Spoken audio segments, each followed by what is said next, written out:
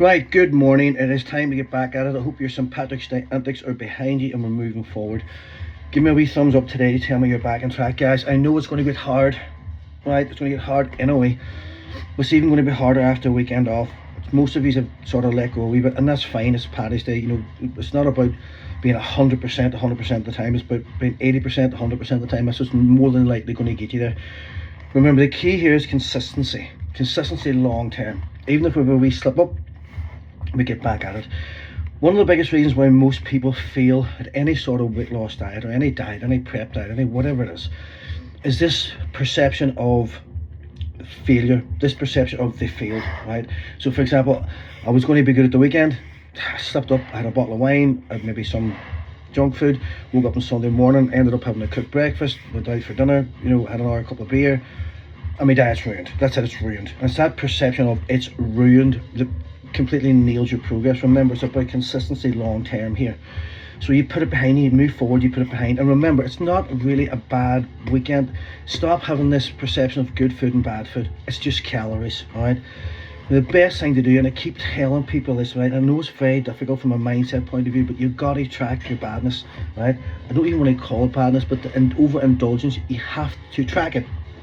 If you track it, you know how to bring it back during the week. So for example, if your calories went over by saving 2,000 calories, all right, with over 2,000 calories the weekend, over, when we had 1,600, if you went over by 2,000 calories, that means that you had nearly 4,000 calories, which isn't impossible the weekend, it's not, right? But let's say, just for example, you tracked it and you went over by 2,000 calories, right? How can I pull that back? Well, we're going to do a long fast on the Monday. Today's Tuesday. Did you do it yesterday? Do you have to do it today? Can we pull those calories back?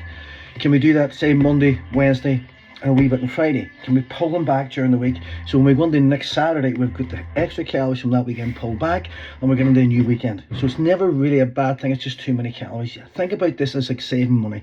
You're trying to budget your money. I have £100 to do me the week. If I have £100 to do me the week, that means I'm going to be saving 50 quid, right, every week. So I get paid £150 a week. I want to save 50 quid, I'm going to spend 100, right? Monday to Friday, I'm going to give myself so much money, so a wee bit more the weekend. I'm going to give myself 20 quid at the weekend, right? So it means I've got £60 to last me Monday to Friday. I'm going to have 40 quid for the weekend, 20 and 20, right? There, happy days. So budget that out, perfect, just like you do with your calories. You overspent on the Saturday, right? Overspent on the Saturday, overspent on the Sunday. We say 50 quid and 50 quid. That's £100 you've overspent by, right? Or say £10 and £10. So you overspent by 20 quid. How can I pull that back from next week's budget, right? I don't want to really interfere with the weekend again, but Monday to Friday, if I pull back £5 a day, every single one of those days, if I hold back a wee bit, then I've brought back what it was the weekend, right? So it's never really about looking backwards and saying I've ruined this. You have to look and go, right, how can I make this up going forward? Because it's just numbers, it's just energy, and you have to have that perception. It's not bad, it's just you overspent. If we overspent, how can we rebudget next month? Because otherwise you're going to end up with in this feedback loop of negativity, and that negativity, remember we talked about this before, this emotional roller coaster, and this emotion that you have, this negative emotion, wants to be fed. And one of two things is going to happen: either you're going to feed it, or you're going to block it out with something else, all right? So we let the emotion come, we let it go. Negativity, you failed, you did this, you did that, just about a logical process, and no, I didn't. I'm going to rebudget this, I'm going to logically, strategically think about this, right? What was it? Even if you didn't track it then, sit down and go, now, right, let's have a look at what we think it might have been. Go back into your app on the Saturday and Sunday and put in what you think it was. Go, right, how many calories? Don't look at it from a negative point of view. Don't look at it from this, I failed, I was no good, I broke it. You've got to get rid of that, right? Because that's what, again, like I said, is going to keep you in that feedback loop. How many calories was it? How can I pull this back next week? Or even if it's too many for 1 week, how can I pull this back over the next 2 weeks? Remember, in your app, if you go up to the wee top right hand corner, there's a wee circle, wee pie chart. Hit that, hit week, hit month, and you'll see where you are for the week and the month. So if we need to pull back a wee bit, we can. Remember, energy balance works long term. It's not a day-to-day thing. It's every week, it's every month. So it's a long-term energy balance that we're looking for. You can pull those calories back, and you have to have that mindset. It doesn't mean you go into the weekend knowing that you can overdo it, but we're all human. We all socialise. After 1 or 2 beer, it's very easy to think 3 and 4, right? So, but we can pull this back. It's the negativity that stops you in your track. It's a negative feedback loop, so we let it go. Otherwise, what we want to do is we want to feel this negative emotion. We don't like it. Subconsciously, your subconscious mind goes, I don't like this feeling. Remember, this feeling is an energy, and emotion is an energy. So if I create a different energy that's going to suppress this energy, I won't have to think about it.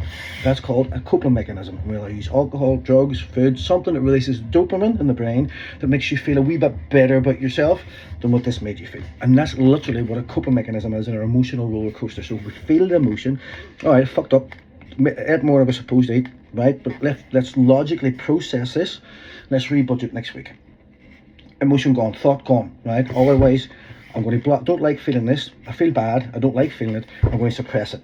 Suppressing it means more food, feedback loop, I feel even worse for doing that, I'm going to suppress it, feedback loop, I'm going to eat more so I feel better, negative emotion, feel more, they feel better, negative emotion, and that's just that feedback loop. So the only way to stop that is to logically process it and say, right, done, finished, over, too many calories, rebudget next week, move forward.